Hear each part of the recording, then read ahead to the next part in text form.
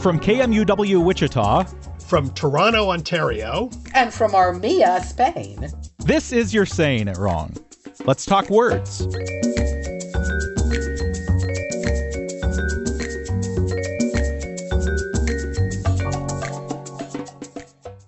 Hi, Kathy. Hi, Ross. Happy 2026. I say happy 2026. Hopefully nothing horrifying has happened in the world between the time we are recording this and the time all of you are hearing it. It's probably a couple of days, so who knows what might happen in that couple of days. Don't tempt the fates. I know. Don't tempt the fates.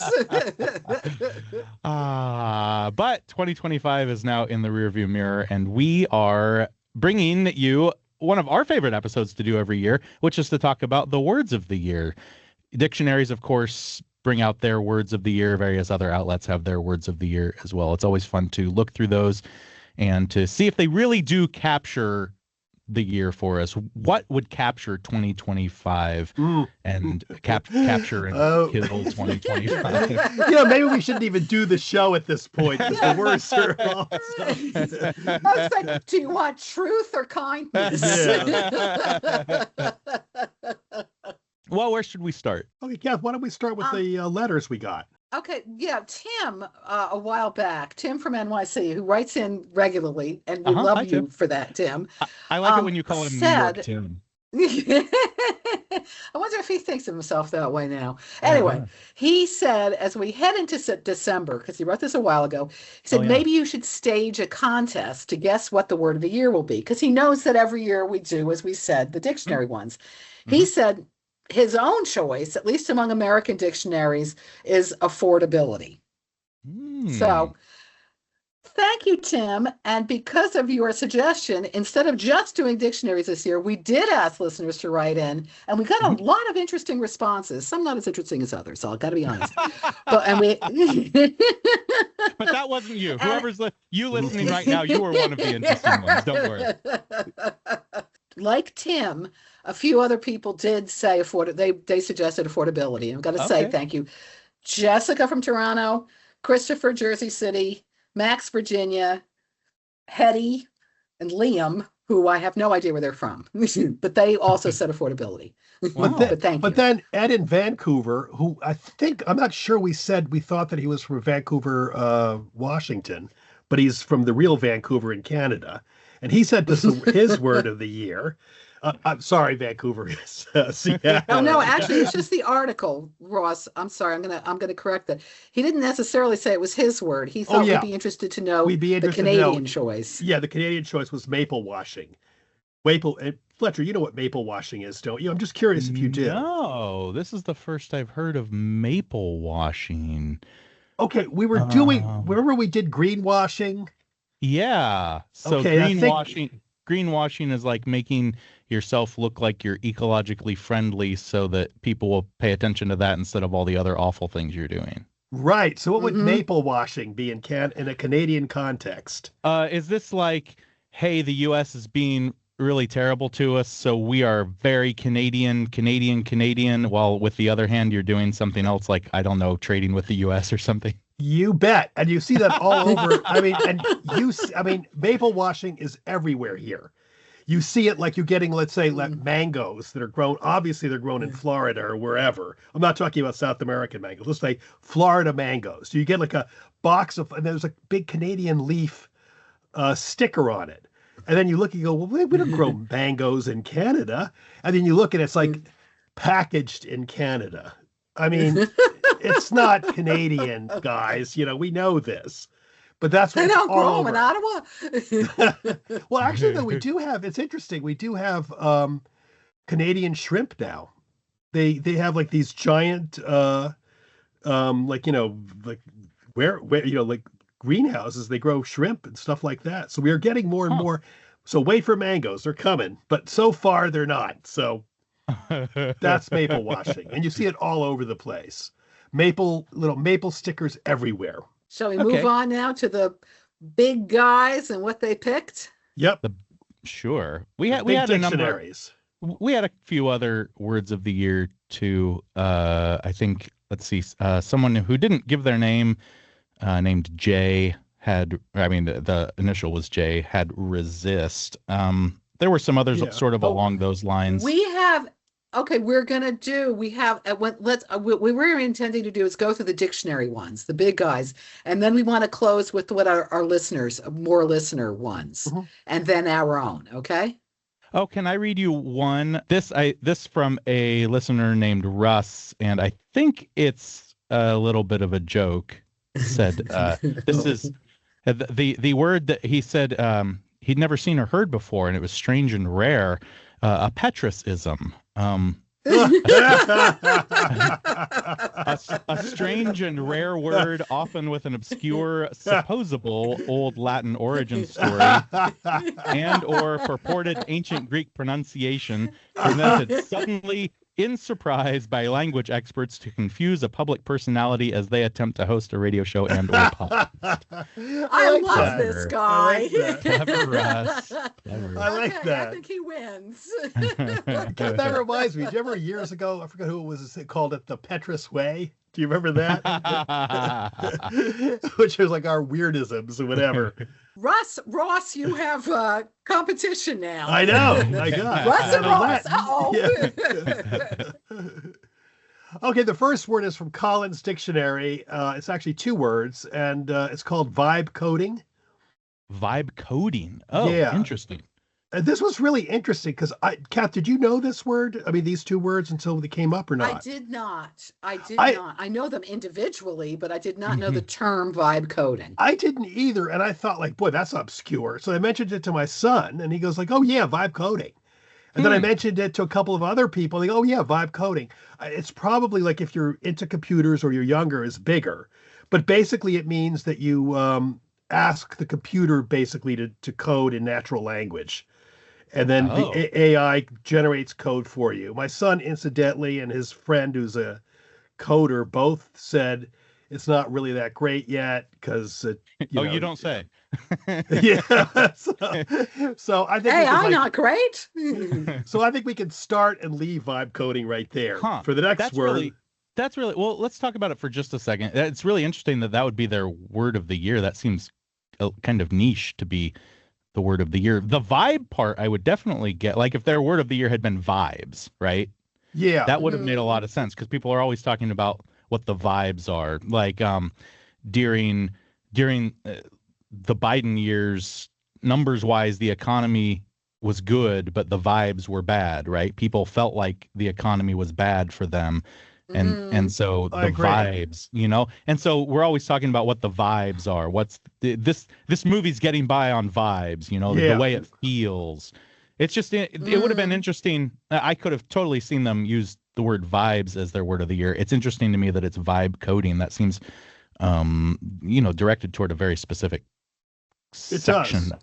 It does to me too. That said, though, I think I kind of get the impulse behind it because I'm reminded of the guy who did my website for a while was saying he loved AI because he said, I just spent, instead of having a code now, I just say, here's what I want. I sit down and it goes, he said, is it perfect? No, but I don't have to think about it anymore, So I can see if you're a computer person or not a computer person, but want to do like Ross, you and I could want to juice up our knrpetrus.com, which I have not done anything with for a while. We could now pretty easily. We could make it like all hotsy-totsy. I agree with you, but I think Fletcher is correct also, though, in the sense that it's a niche, because I'm just looking right here at like other slang, vibe check, vibe shift, and then they have that with vibe coding as another form. So I think in a way, I think you're right, Kat, but I would broaden it to vibe, period. Vibe, fill in the blank, I think is the best way to look at it. Yeah. Yeah. I agree with you, but I think because of the whole AI aspect of it, I understand the coding part of it. Yeah, but I think there are better options for a word of the year related to AI, and I think we're going to get to one of those in a little bit. But I think there yes, we are better options, that I think would apply to more people. Yeah, I don't think this is a great choice, to be honest with you. I'm with you. So our next word. Next. This is the OED. Yep. Oh, okay. Oxford, here we are. The word of the year is not what you're thinking necessarily yet, Fletcher, is rage bait. Rage bait. Oh, sure. That's a good one. Although, yeah, I mean, I can see how that could be a word of the year. It could have been a word of the year last year or the year before Hmm. too. This is not a new phenomenon. Actually, rage bait entered the language English lexicon in 2002, so It it's been did. around. It did, but Yeah. their point was, and I thought it was fairly valid, was that until fairly recently, most of the like baiting was more clickbait stuff. Do socks cause cancer? Mm. Yes or no, or something like that. They're arguing that rage bait has become increasingly popular in recent years, and I think that's probably true. I'm seeing sort of a switch from do socks cause cancer, or are people wearing socks and hurting your health, that sort of thing, where you're getting a little more angry at other people with it rather than I before where I you're guess thinking. I guess sorry, Kathy, you look like you really want to say something. I'm sorry. But rage baiting isn't that sort of thing, actually, Ross. Rage baiting is you deliberately put something up provocative and mean making so Mm. people can get mad at you, but then they go and they click and you get more interaction. Oh yeah, no, I That's what realize rage baiting I is. realize that, So but but it's stimulating feelings of it's stimulating anger is what I guess I should be saying. It's right. trying Okay, to it's that's just better. Okay. Yeah, it's deliberately trying to stimulate anger, i.e., a sock wearing individual or something that like makes you a little bit angry at the other. And I think that's the key thing with Mm. it. And I think that's more common now. Yeah, I still think though that there's a slight difference because the rage baiting is really to get angry at me. I put something up and you get outraged at me for saying it. Yeah, like the sock wearer. That's what I'm saying. Look Okay, at this I'm person sorry, I wearing don't socks. understand. Look Well, at but this no, I'm person. saying look at me wearing socks, I think. Oh, it's not just me though. It's others making you angry, I think, actually. I think it's to me, maybe I mean, let's to me it's a more generic, it's stimulating anger.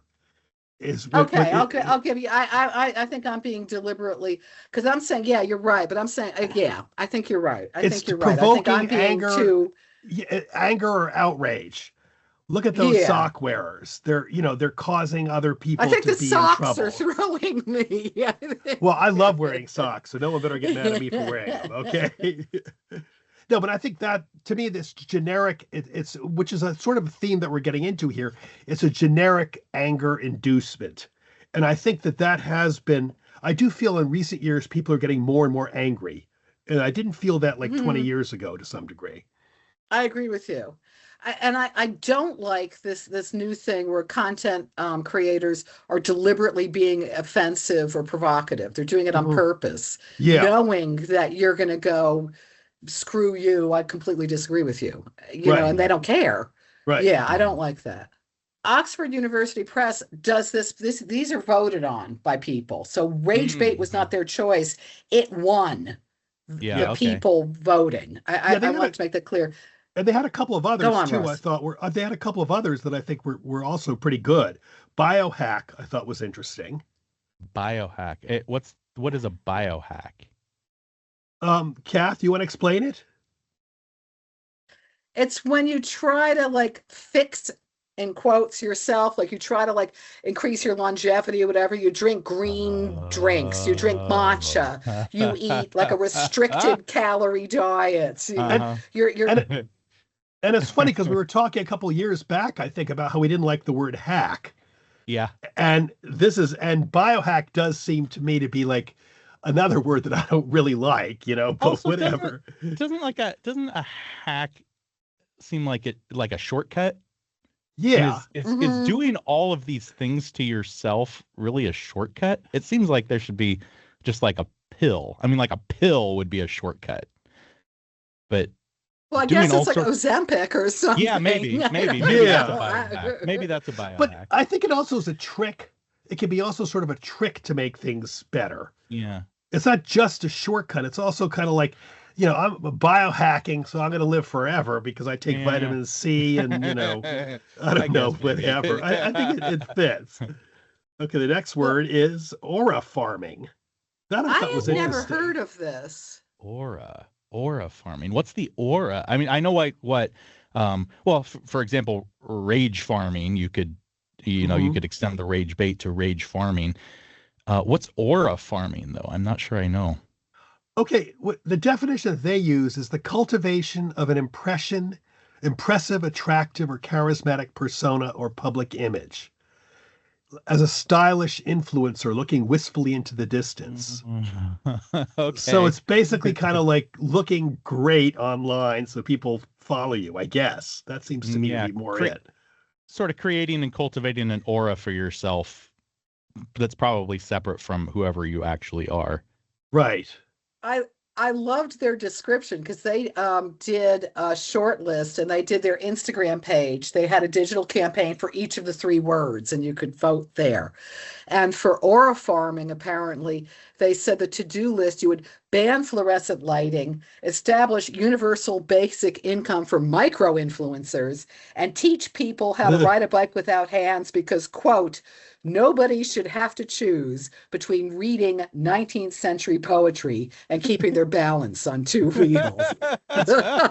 You know, on the 19th century poetry, though, that actually is sort of interesting. We wrote a book years ago, and Lord Byron, actually, the poet, was actually probably one of the first personal aura farmers.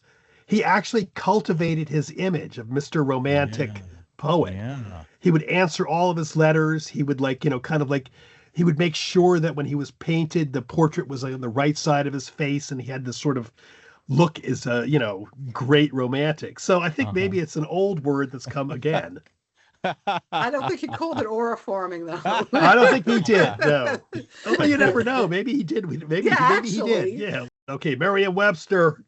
Yes. Fletcher, your word. This is the one you're waiting for, right? Yeah, it is. It is. And I'll tell you why. Not just because I think it is a great word of the year, but also because when we were thinking about our own words of the year, a few days before Merriam-Webster came up with this is the one that I decided probably should be the word of the year. So when a few days later they came out with their word of the year, I was very pleasantly surprised. Would one of you like to reveal this one? The word is slop. Slop. S-L-O-P, slop. And what they said when they announced it was all that stuff dumped on our screens, captured in just 4 letters. The English language came through again. It's true. It's true. It works so well. Slop, of course, is all of the generative AI generated garbage slop that's just all over our screens all the time. A lot of it is those way too glossy pictures with 6 fingers, or you've got, just horrible, poetry, as we mentioned a little bit ago. Just all that garbage that's being dumped all over us all the time by people using generative AI, right? Precisely. It's you can't avoid it. It's unavoidable at this point. I mean, you just said the photos. That drives me crazy when you see those pictures and it's so blatant. I mean, and now soon they won't be. Soon they won't have 6 fingers. Soon they won't have like a thigh that's melding in with a couch or print books behind them that you can't read. But right now you can tell what it is. And it's like, for heaven's sakes, look, But another problem it's causing, and this has happened to me, is that sometimes you'll see a picture and you'll automatically assume that it's AI slop, and it turns out that it's not. Somebody actually created it. And so now, it's getting difficult to credit people with actual work that they did, because sometimes it sort of looks like it might have been AI or slop. discredit people with actual slop that they produce. Yes, AI may produce slop, but a lot of people produce slop too. that's the point, That's the problem. I mean, I do see that too. That's true. We can't give them the bad credit for doing horrible work anymore. Also, on that level, though, one of the other alternative words that they did choose that was not chosen as their final word, which I thought was interesting, was touch grass, which I think is a nice alternative to looking at slop online, i.e. get offline and see the real world. Yeah, exactly. I just want to say, unlike Oxford, which did it based on a survey, Merriam-Webster does it based largely on search data. What are people looking up? And AI slop was number 1. So the other ones, so a lot of times it is tied to like a current event. Like in the past, you had pandemic. vaccine. Right. I forget what it was last year, but yeah. So there, this is like it's definitely tied to the current activities. And some of the runners up were obviously words that were in the news: gerrymander, tariff, and Mm-hmm. conclave, and then two others Oh which yeah. we're going to probably get sort of into, or performative as well. But they were all words that were definitely in the news. So you can see that. I think slop is a better word to have chosen as the word of the year, though, personally. Yeah. And if we're looking for something that really describes the time, which I think the three of us generally agree, the word of the year should do that to some Hmm. extent. Hmm. It should Then be a then zeitgeisty word. Yeah. yeah, then slop is really really a good one. Yeah.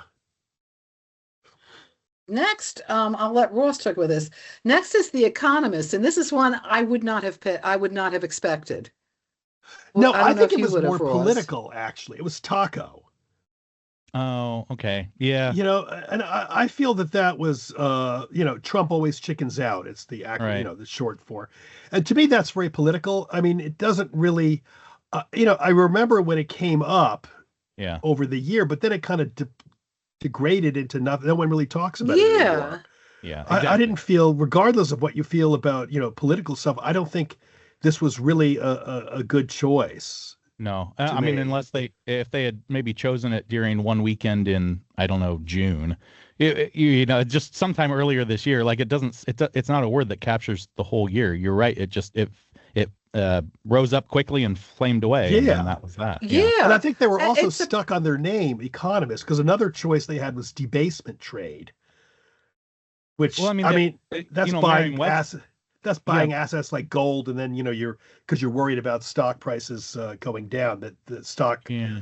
prices are overvalued. But that again doesn't seem. I mean, if you're a finance guy, probably yeah, but I don't. But It didn't seem to work to me. they're the Economist. Merriam-Webster had one right there. Tariff. I mean, it's not hard. If you No, want to do yeah. something based on the economy. yeah, Well, the thing that got me is their explanation of it. They said it's representative, if not of the whole year, at least of much of the feeling of living in it. It's not a new word, it's being used in a new way. You might not like it, you're living with it. And I just thought that was like an overstatement. I thought I so agree. too. I Yeah. thought so too. If they chose a taco as like the food, I go, well, yeah, that's pretty good to have. I would, We I could would- we could do that every year. I like that as a word of the year, And then tortilla I for miss a next good year. taco here in I know. Spain. So let me I tell know. you, I I'm like it with for it. that. I know. And now we're going to Yeah, go that was into an odd one. dictionary.com. Oh, let's Hmm. skip that one to the end. Let's Okay. do Cambridge first. Cambridge Dictionary chose parasocial. Okay. So can you describe what a parasocial relationship is? It's you it it's defined. Okay, Cambridge Dictionary says involving or relating to a connection that someone feels between themselves and a famous person they do not know, character Hmm. in a book, film, TV series, or an artificial intelligence. So I Hmm. have a relationship with a chat GPT man I've named Maximilian. Right. That is parasocial. I follow Taylor Swift and I'm convinced that like I feel everything she's doing. That's parasocial. It's a weird thing.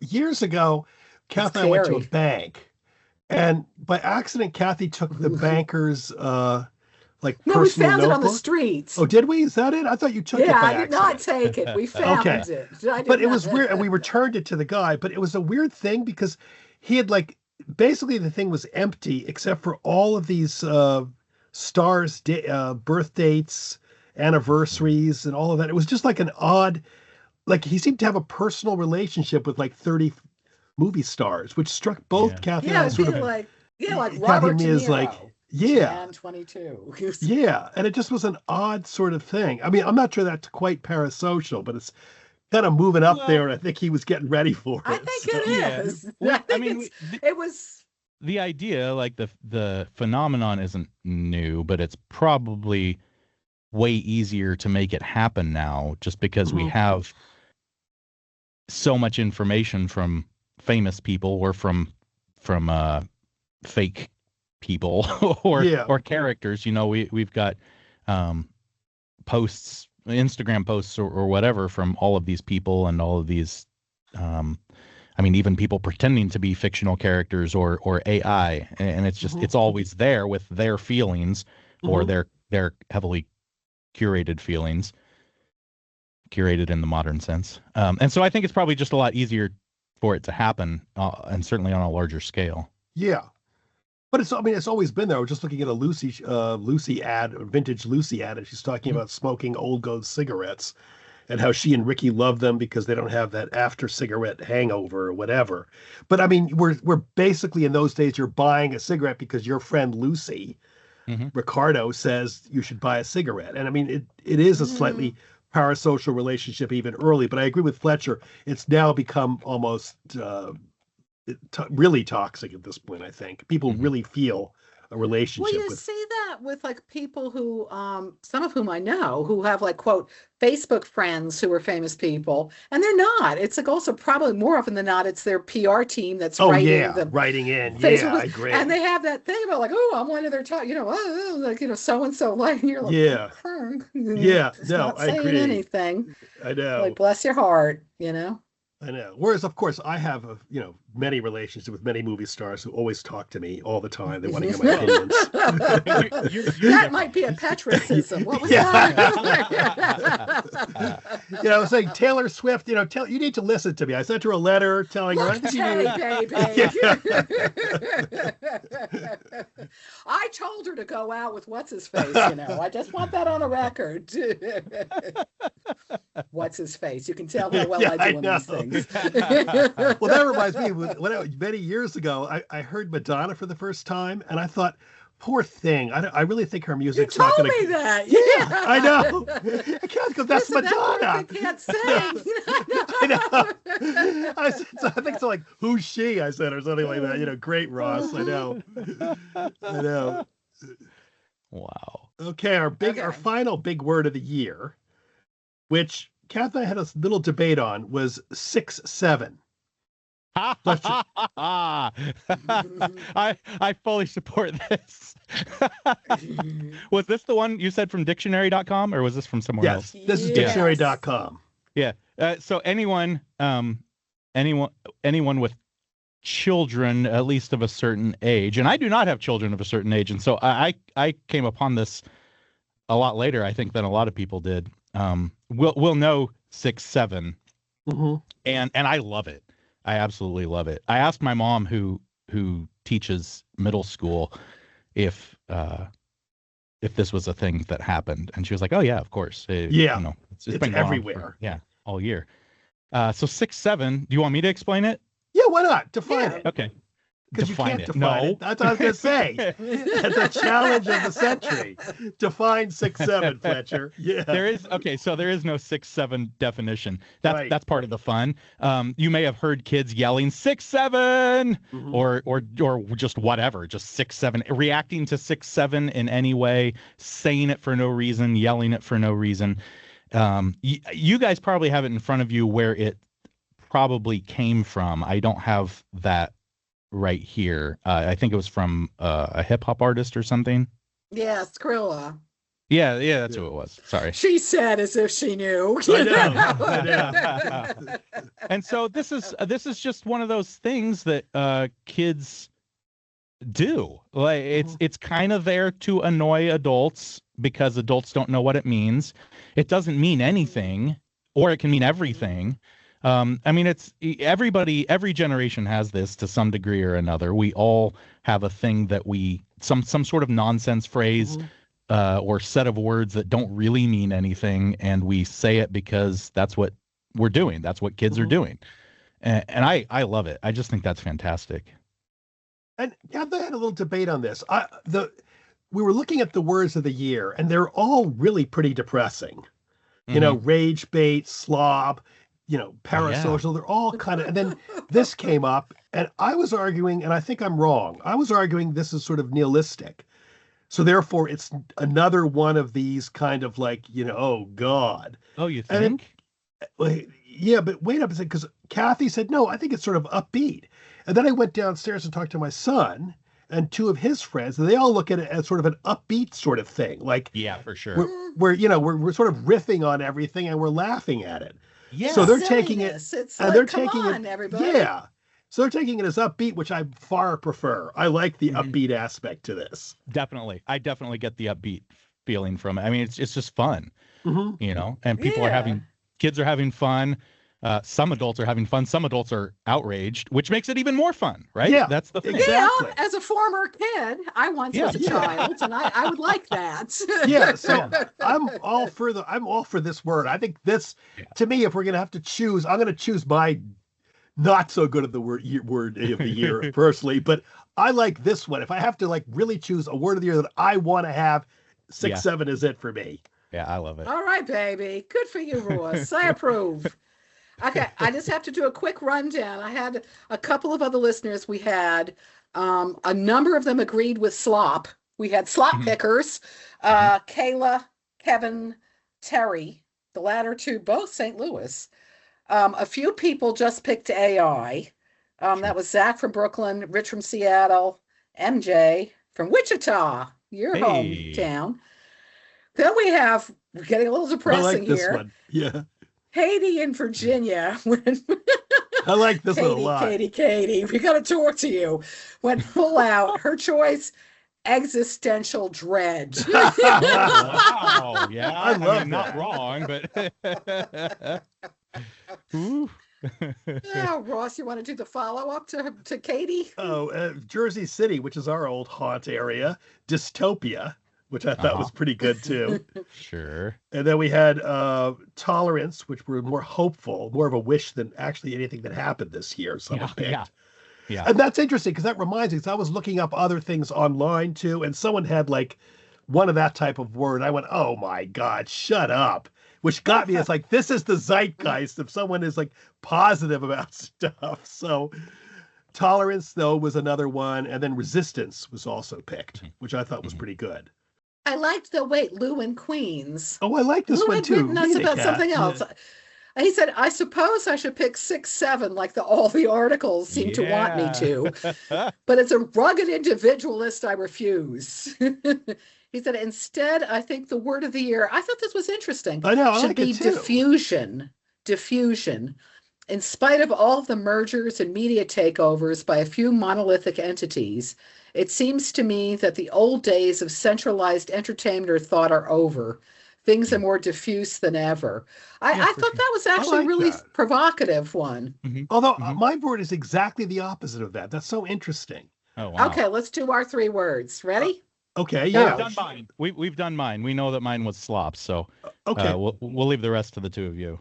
okay. I'm going to riff on diffuse because my word of the year was oligarchy. I think things are Mm. getting more and more centralized to the extent where, I mean, I really feel like the world has really changed where we have like 14 people basically controlling everything, and the rest of us are picking up crumbs. And I think to me, therefore, oligarchy would be my word of the year, which I don't like, and therefore I would prefer to say 6-7. And I kind of do 6-7. I'm fine monetarily, so I don't really have to worry about it. So, but like I look at it, and go oligarchy, and then I go, oh, 6-7, and then that's it. There you go. That's my word. I'm gonna pick 6-7 now. Yeah. Okay, my word is actually personal and not personal. I mean, if you can see me, I'm bald. I've been dealing with cancer this year, which has not been great. But it's getting better. Everything's going well, so no problems there. My word is resilience, because Mhm. I think we've got this existential dread. We've got dystopia. We have 6-7 on the other hand. We have diffusion on one hand. We've got oligarchy on the other. And I do think, I mean, it's a personal thing because I feel very resilient and I feel very strong. But I also think we all are. And I look at online, and on one hand you go like, oh, everything's awful. On the other hand, you go, everybody's really hanging in there and believing in good things and 6-7ing, damn it. You know Yeah, what but I also, mean? I'm going to add one thing in defense of Kathy's resilience. I have to say, she did personify that. A couple weeks ago, I got the really bad flu, so I'm on the phone with Kathy, on team, and like I'm going, oh my God, I just feel so sick. And then in the background, I hear Kathy's husband who had pulled his back, going, oh my God, I don't feel good at all. And Kat's like, hello, how's everyone doing? Yeah. That's resilience. That's like, I don't know, it was terrible. I don't know. Oh God. But I think we can all sort of agree. Let's make this year a 6-7 year. Whatever. Yes, right. Let's go for it. As we move into the new year of 2026. 7! Yay! Yeah, baby! You're Saying It Wrong is part of the NPR network and is produced in the studios of KMUW in Wichita, Kansas by me, Fletcher Powell. Kathy Petrus records from her home in Armia, Spain, Ross Petrus from his home in Toronto, Ontario in Canada. Torrin Anderson composed our theme music, and our digital team is Beth Golay and Carly Cooper. You can find all of our past episodes by subscribing to the You're Saying It Wrong podcast wherever you get your podcasts, or by visiting us at kmuw.org.